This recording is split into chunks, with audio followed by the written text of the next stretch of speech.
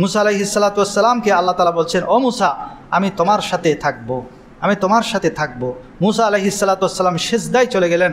হে আল্লাহ, আপনি আমার সাথে থাকবেন, এটা কেমন কথা? এটা কোন ধরনের কথা? আপনি আমার সাথে থাকবেন? মুসা আলাইহিস সালামকে আল্লাহ তাআলা বলছেন, আমি তোমার সাথে থাকবো।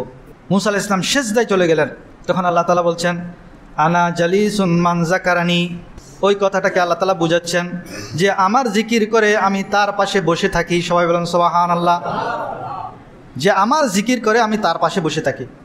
বা চিন্তা করে দেখেন, আপনার মা ঘরের মধ্যে আছে, আপনি যদি একদিন মায়ের পাশে না যান, ওফুদ্দি হালিগা নোয়াইস্কা ডাকে আর হাজার নোয়াইস্কা, আপনার মা একাকী অনুভব করে।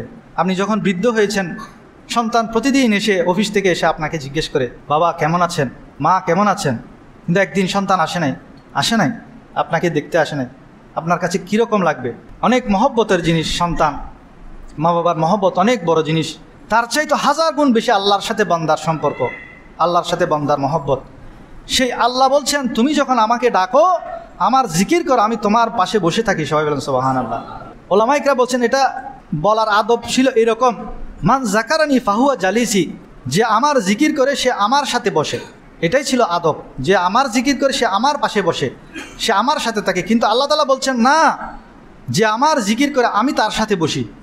সুবহানাল্লাহ, কত বড় কথা দেখেন, যে আমার জিকির করে আমি তার পাশে বসে থাকি। তো সেজন্য আমরা আল্লাহর সাহায্য পাওয়ার জন্য, আল্লাহর রহমত লাভের জন্য সবসময় আমাদের মুখের মধ্যে, জবানের মধ্যে আল্লাহর জিকির লাগিয়ে রাখতে হবে।